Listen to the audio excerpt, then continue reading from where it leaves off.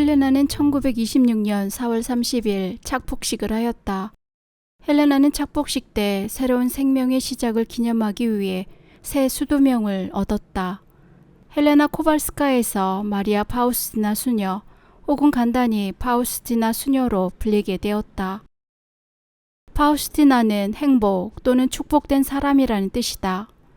자비의 성모 수녀의 수령 기간은 2년이다. 이 시기에 일어난 몇 가지 일화를 보면 수도 생활을 출발할 당시에 이미 드러났던 파우스티나의 특별한 면을 볼 수 있다. 수령기 중 1년 반을 파우스티나와 함께 생활했던 레지나 수녀는 모든 수녀들이 한결같이 파우스티나와 함께 있는 것을 즐거워했다고 말한다. 파우스티나의 대화 주제는 언제나 하느님이었다. 그리고 그의 기도 자세는 보는 이로 하여금 하느님께 대한 경외를 불러일으켰다. 레지나 수녀는 파우스티나와 함께 수녀원에서 돌보고 있는 여인들에게 식사를 제공하기 위해 주방 소임을 담당했는데 때로는 식량을 저장한 지하 창고에서 늦게까지 일할 때도 있었다. 그때마다 그들은 소리내어 기도했고 때로는 대화할 수 있도록 허락을 얻어 영적인 대화를 나누었다고 한다. 어느 날에는 파우스티나가 이야기 도중에 갑자기 입을 다물고 뛰어나갔는데 대화할 허락을 받지 않았기에 급히 수련장 수녀를 찾아간 것이었다. 플라치도 수녀도 파우스티나와 함께 주방 일을 했는데 한 번은 담당 수녀가 아파 눕게 되었다. 그래서 플라치도 수녀와 파우스티나는 서로 자기가 일을 하겠다고 다툰 적도 있었는데 이때 파우스티나가 얼른 수녀님, 이러한 일로 거룩한 평화를 깨뜨리지 맙시다. 예수님을 만족시켜 드리기 위해서만 일을 합시다. 라고 말하며 양보했다. 휴식 시간이 되면 항상 생동감이 넘치는 파우스티나 곁에 모두들 있고 싶어 했고 수련자들은 신학자에게 가자라고 말하며 파우스티나를 찾았다.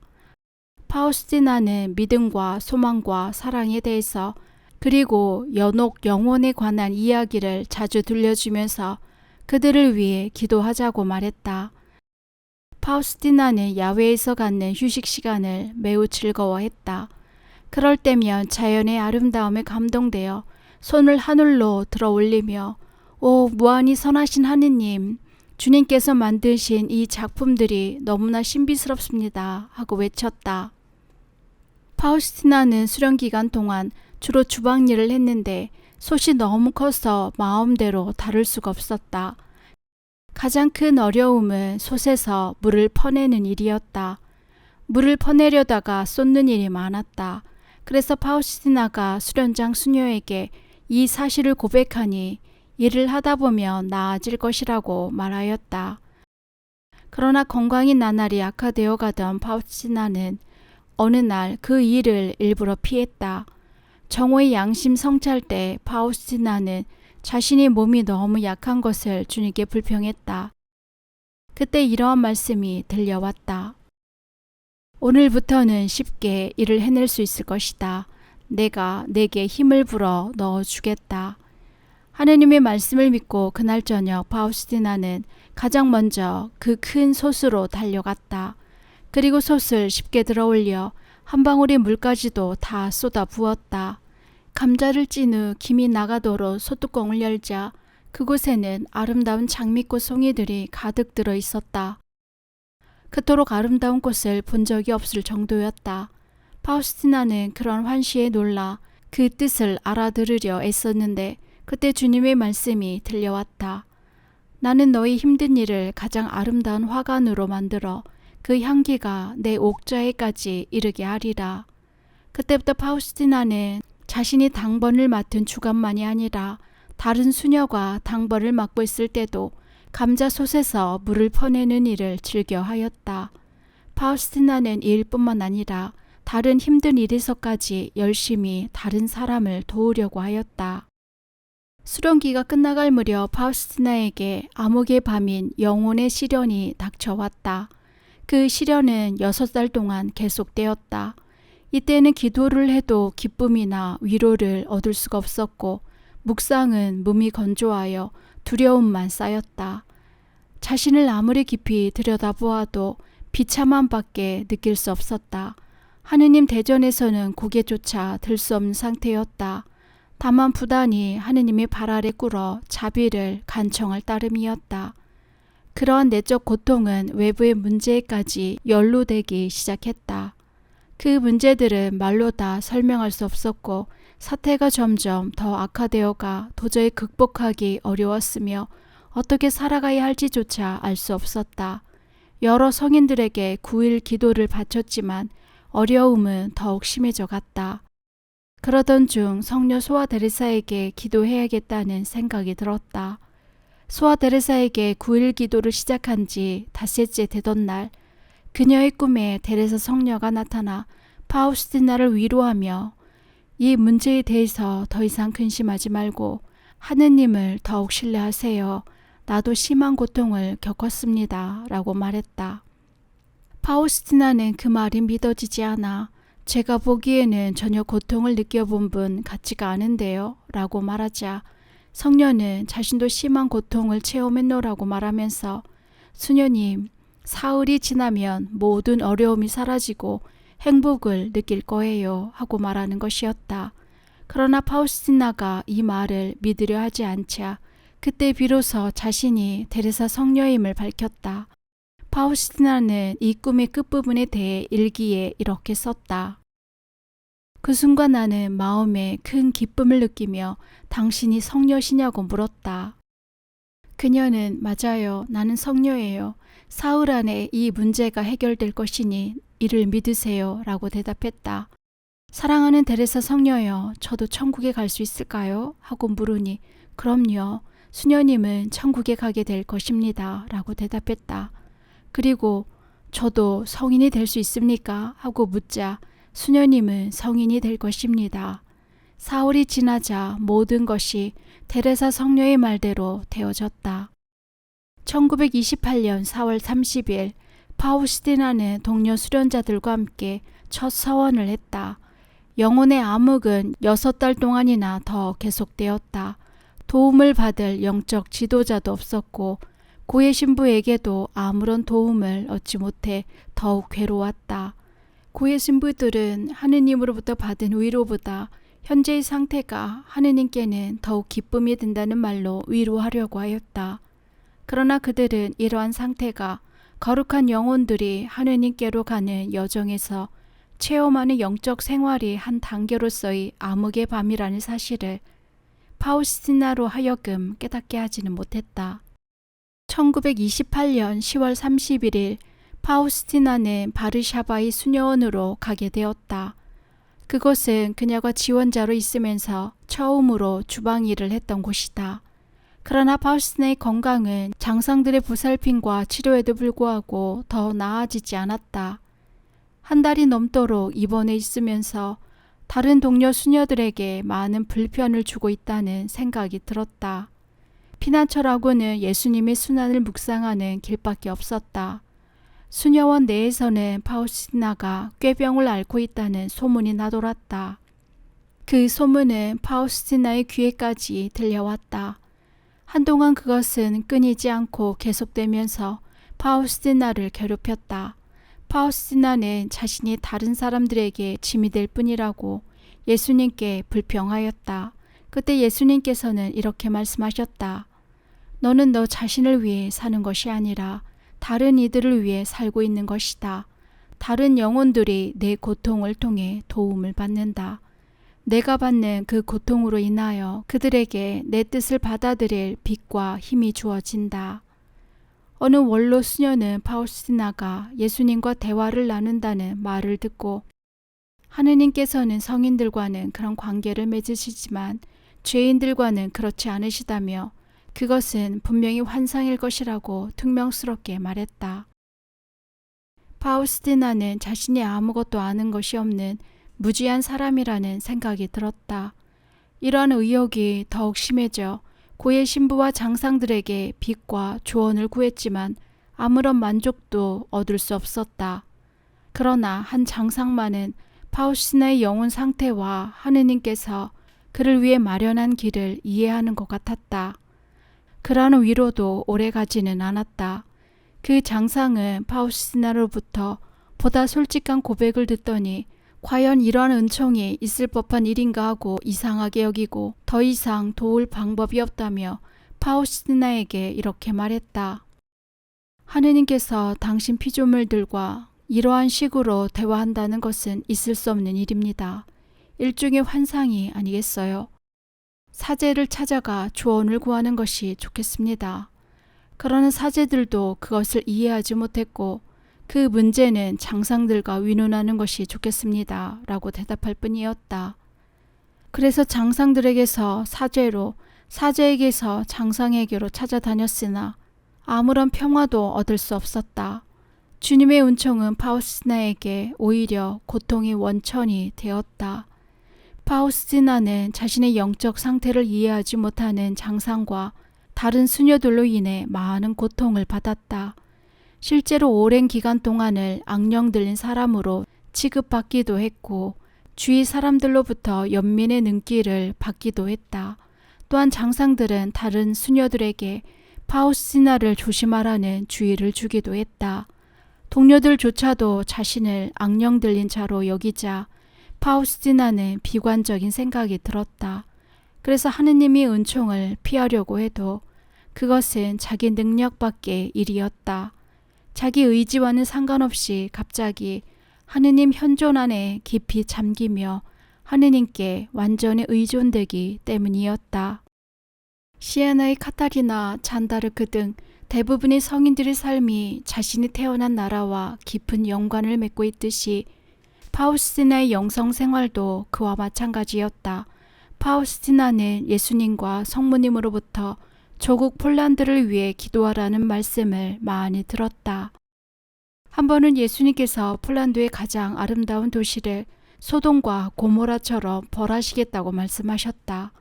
파우스티나는 온몸에 전율을 느끼며 간절히 기도드렸다. 잠시 후 예수님께서 이렇게 말씀하셨다. 내 딸아, 미사 때 나와 일치하여 그 도시의 죄를 보속하는 마음으로 내 피와 상처를 성부께 바쳐라. 미사가 진행되는 동안 쉬지 않고 계속하여라. 이러한 기도를 7일 동안 계속하여라. 1일째 되던 날 파우스티나는 흰 구름 위에 서 계시는 예수님을 보았는데 파우스티나는 벌하시려던 그 도시와 자기 조국을 자비로이 보아주시라고 간청하였다. 예수님께서는 너를 위해 그날의 축복을 내린다고 말씀하시면서 폴란드를 향해 십자 성호를 그으셨다. 하느님의 선하심에 파우스티나의 마음은 기쁨에 넘쳤고 그때부터 조국을 위해 더욱 열렬한 마음으로 매일 기도하였다. 1929년 4월 말경 예수님께서는 파우스티나에게 당신의 영원한 사랑을 주어 그녀의 순결이 때묻지 않게 하겠다고 말씀하셨다. 그리고 육체적으로도 유혹을 느끼지 않을 것이라고 하시며 그 증거로 금빛 띠를 파우스티나의 허리에 감아주셨다. 이 일은 수녀들이 서원을 갱신하던 날 영성체 전에 일어났다. 말씀 그대로 파우스티나는 그 후로 전혀 유혹을 느끼지 않았는데 그것을 그녀는 성모님의 중개로 얻은 특별한 은혜라고 생각하였다. 왜냐하면 이미 여러 해 동안 파우스티나는 성모님께 그것을 위해 기도했기 때문이었다. 그 결과 성모님께 대한 신심도 더욱 돈독해졌다. 1931년 2월 22일 파우스티나는 자신의 사명에 관한 첫 계시를 받았다.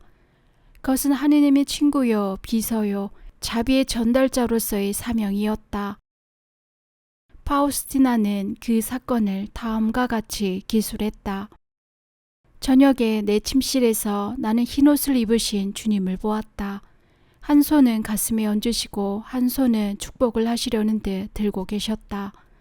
가슴에는 두 줄기 빛이 비쳐 나왔는데 하나는 붉은 빛이었고 또 하나는 엷은 빛이었다. 나는 아무 말 없이 주님을 바라보았다. 내 마음은 두려움이 떨면서도 큰 기쁨에 넘쳤다. 잠시 후 예수님께서 말씀하셨다. 내가 지금 본 대로 상을 그려라. 그리고 예수님, 저는 당신께 의탁하나이다 라는 말을 넣어라.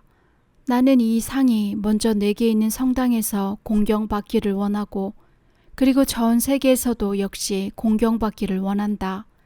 나는 이 상을 공경하는 자들이 멸망하지 않도록 하겠다. 그리고 지금 이 세상에서부터 특히 임종 때 적으로부터 승리하도록 하겠다. 나는 이 상을 내 영광으로서 지킬 것이다. 주님께서 요구하신 것을 원장 수녀님에게 전했더니 예수님이 말씀이라는 것을 확인할 만한 증거가 필요하다고 말했다. 그래서 나는 예수님께 발현하신 분이 진정 나의 하느님이시요 주님이신지 이 요구가 과연 주님으로부터 온 것인지 증거가 필요하다고 말씀드렸다. 그때 마음속에서 이러한 소리가 들려왔다. 내가 이 상을 통해 내리게 될 은혜를 보면 원장 수녀도 보다 확실히 믿게 될 것이다.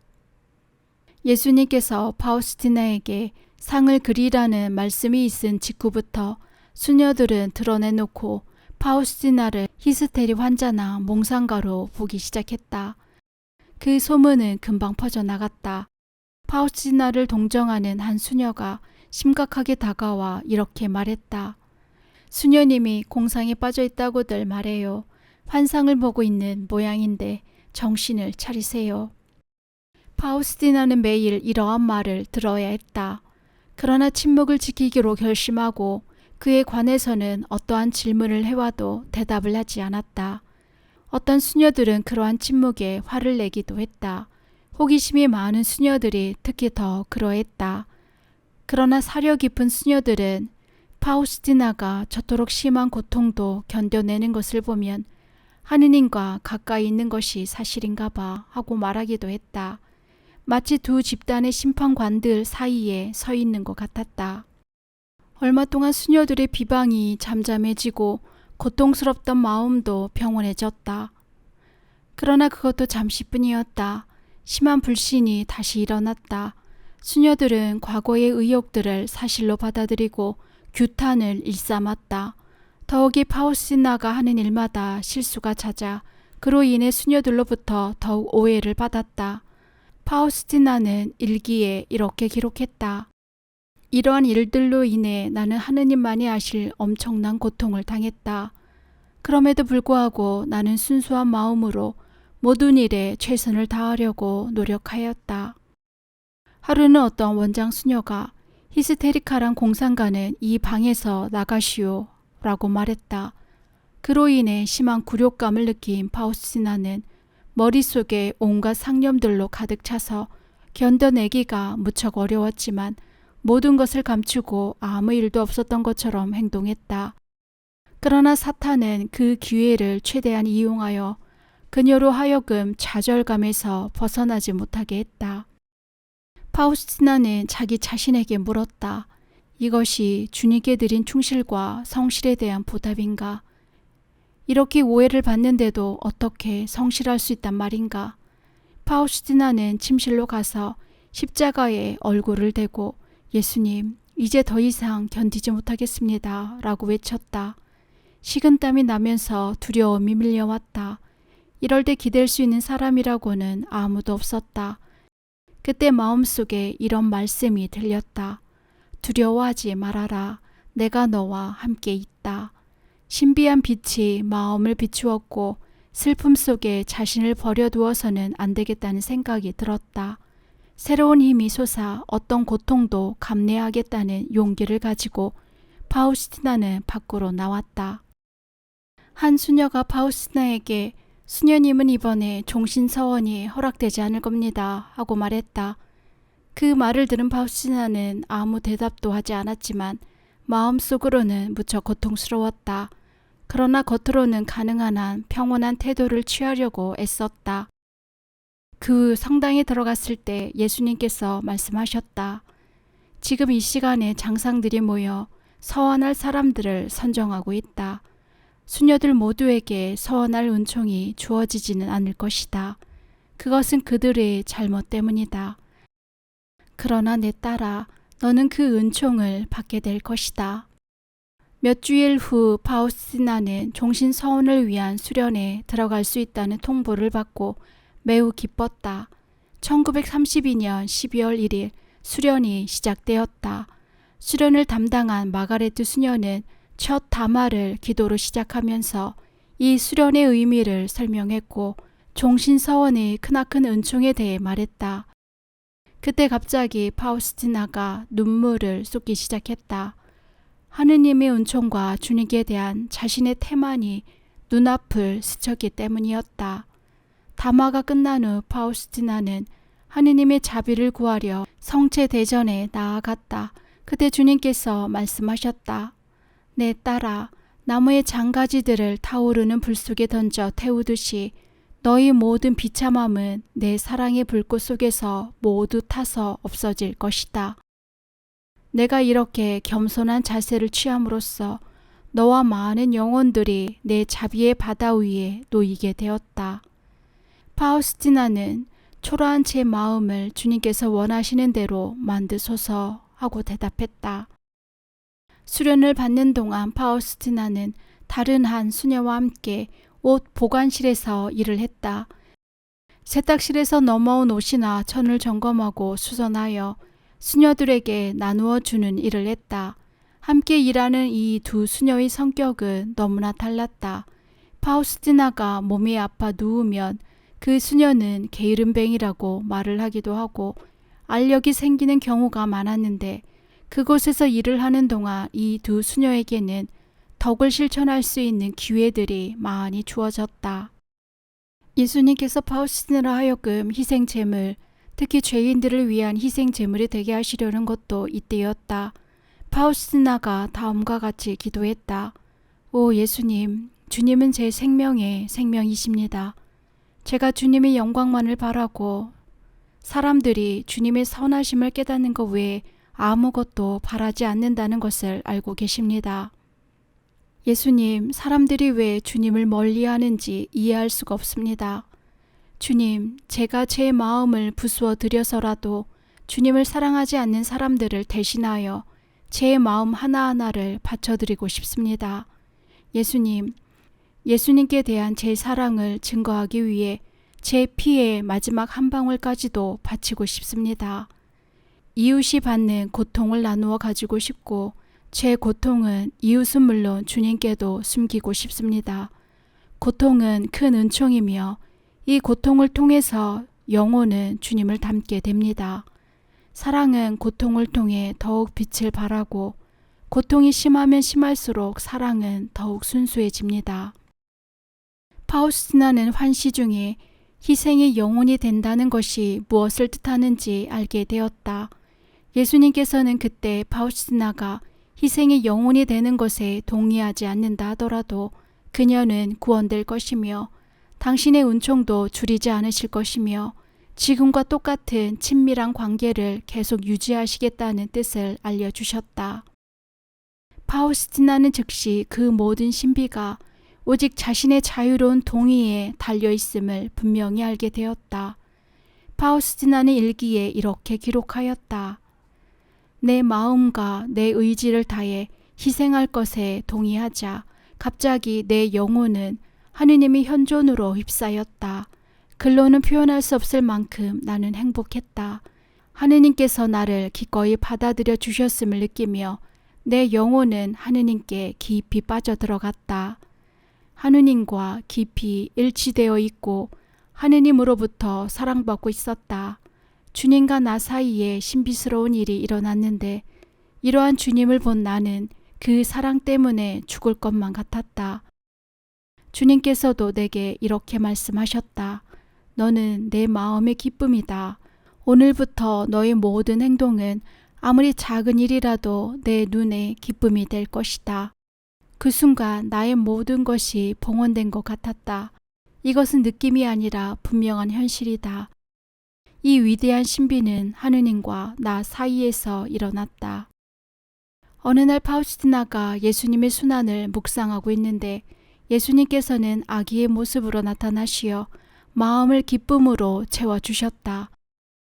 파우스티나는 주님의 어미로움을 느끼며 예수님은 지금 아기의 모습이지만 나의 창조주요 주님이심을 저는 압니다 하고 말씀드렸다. 그랬더니 예수님께서 이렇게 대답하셨다. 너에게 겸손함과 단순함을 가르치기 위해 나는 아기의 모습으로 나타났다.